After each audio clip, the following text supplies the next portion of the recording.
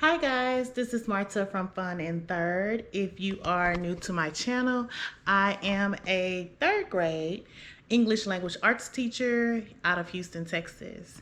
And so this will not be your typical video.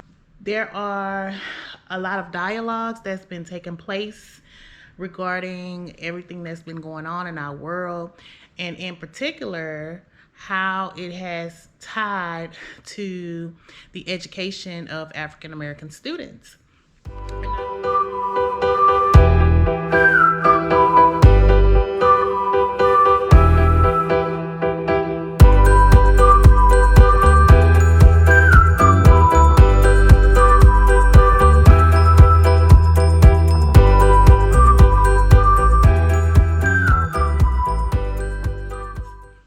And not only African American students, but all minority students.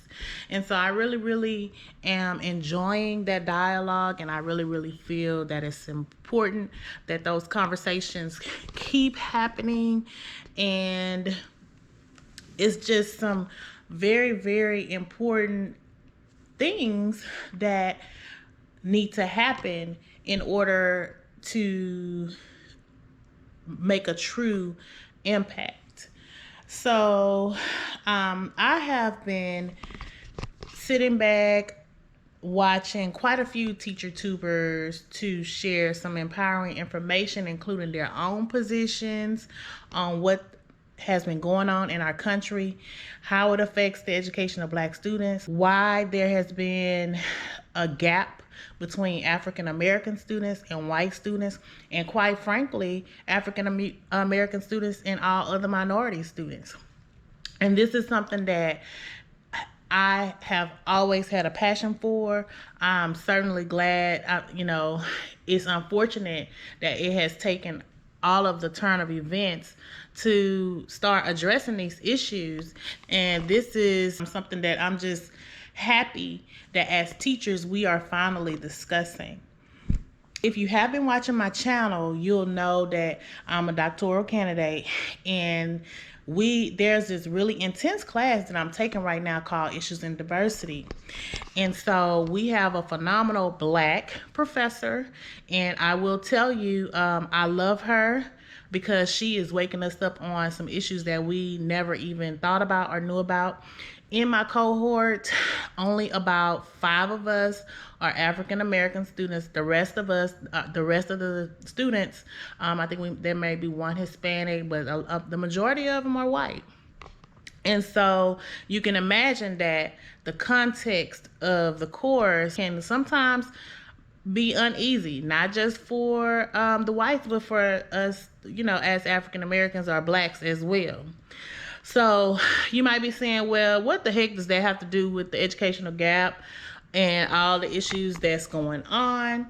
So I kind of just want to share a few things that I have been studying, and I'm not saying that I'm an expert, but this is just kind of my own perspective as to how there's so much politics in education.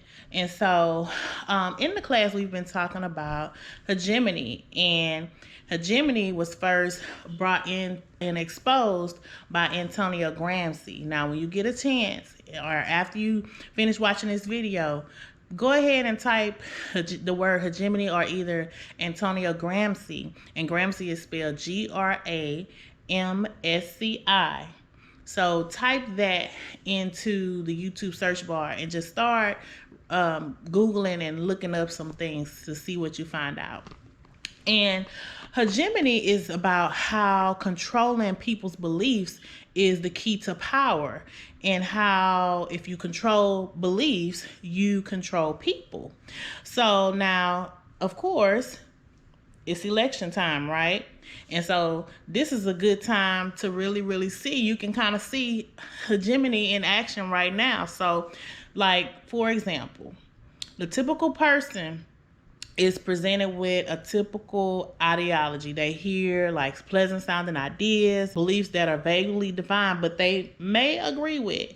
So once they decide, or once the person decides that they agree with that or that political party, then that they will make all their decisions from that point on, not from their own judgment, but from the interest of the political ideologies that have been decided for you by that political party.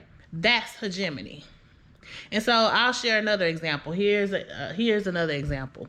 During Christmas time, do you put up a Christmas tree? Do you put up a pine Christmas tree?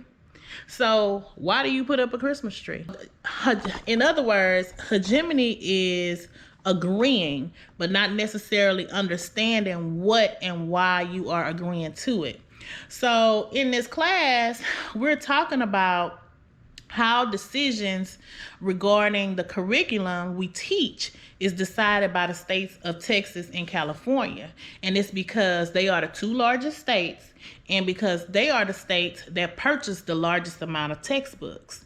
And so whatever textbooks they decide is normally taken up by the rest of the country, because the publishers go according to Texas and California, because they're the ones who buy the majority of the textbooks. So politics plays a huge role in the information that we as teachers are allowed to present in our classrooms. The TEKS, the core standards, all of this is decided by lobbyists and boards.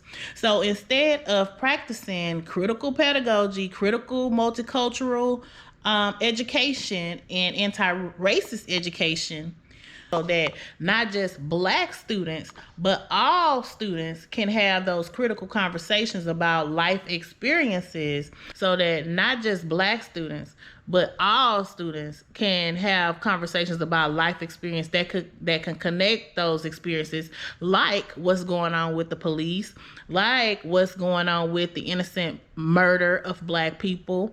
We're reducing diversity into Black History Month or Cinco de Mayo.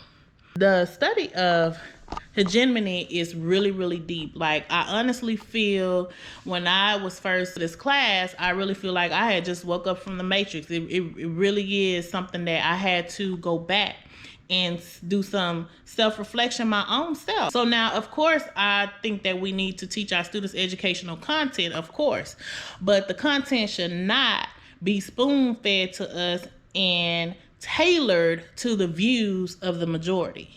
So that means that topic of white privilege is left out.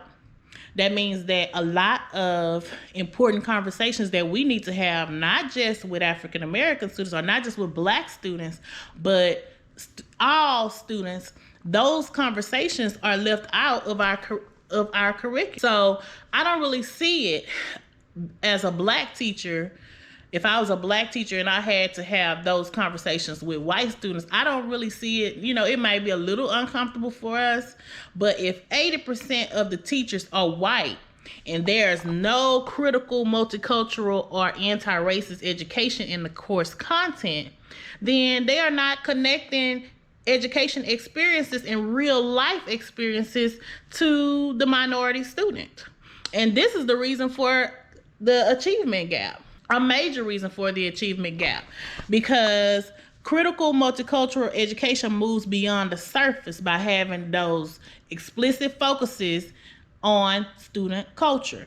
And it also helps you to understand culture, and it complicates pedagogy by moving away from all of the safe conversations.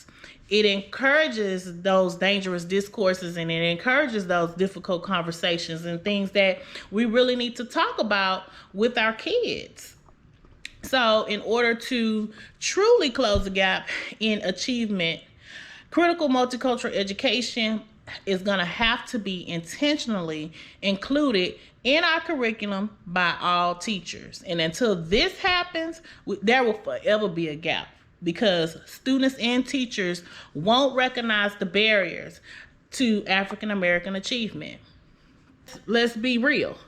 Will a board ever approve critical multicultural education and anti-racist education being put in the classroom? The likelihood is not likely. It's going to be up to us as the teachers to impart those conversations in our classrooms. So if you've never heard of hegemony, when you get off this video, Google it and just see what you come up with. Google, I'm going to put some links to the boards of education and how when they are making decisions regarding content, instead of it being teachers, they're lobbyists who are wanting to impart their personal beliefs into the content that we as teachers are teaching. And we're teaching it. That's hegemony. So that's just my perspective. We got to change. We got to close that gap. We have to close the gap between the African American student and everyone else. It's a problem. And that's part of the reason that I became a teacher. So I'm super excited that we are starting to have these dialects and conversations. This is meant to be positive. So I know that my opinion may be different from everyone else's. If you have a positive comment, you can leave it below. And all the negative comments, you can keep them to yourself because they won't be responded to and I'll delete them anyway. So that's just my perspective. It gets so much deeper. And I'm hoping that we can, that I could connect with other educators as well so that we can come together and develop some type of framework into where we could start having these types of conversations in the classroom where everyone involved will be comfortable having these conversations. And they may not be comfortable, but it still needs to happen. And maybe if there's some type of framework in which to do that, that it will be, the likelihood of it happening would be greater. So anyway, guys, until the next video, I'll talk to you guys soon. Bye.